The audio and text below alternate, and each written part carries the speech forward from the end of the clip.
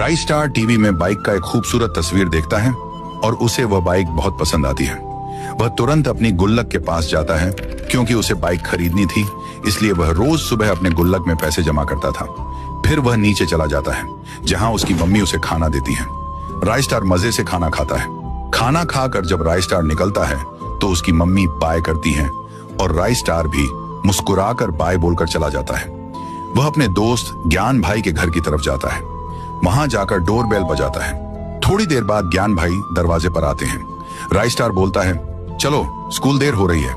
ज्ञान भाई ठीक है कहकर तैयार हो जाते हैं और दोनों स्कूल की तरफ चल पड़ते हैं। रास्ते में चलते चलते राइस्टार अचानक रुक जाता है और कहता है, अरे मैं टिफिन तो घर पर भूल आया, तुम जाओ मैं अभी आता हूँ। ज्ञान भाई बोले, ठीक है जल्दी आना, और स्कूल चले जाते हैं।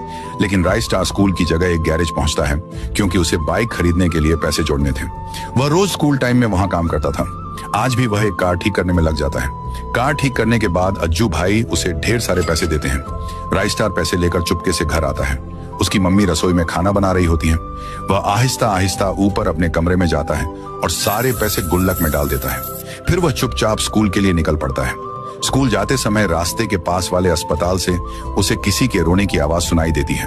वह खिड़की से झांकता है और देखता है कि ज्ञान भाई नर्स के सामने रोते हुए कह रहे हैं, मेरे पापा को ठीक कर दो, मेरे पापा के सिवाय मेरा कोई नहीं है।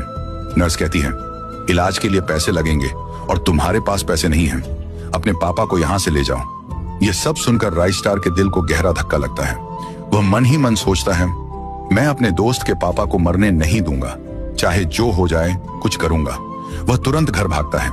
ऊपर जाकर अपना गुल्लक तोड़ देता है और महीनों से जोड़े हुए सारे पैसे निकाल लेता है। फिर वह अस्पताल की तरफ दौड़ पड़ता है। अस्पताल पहुंचकर वह पैसे गेट के सामने रख देता है और खिड़की की तरफ एक छोटा पत्थर फेंकता है ताकि ज्ञान भाई का ध्यान जाए।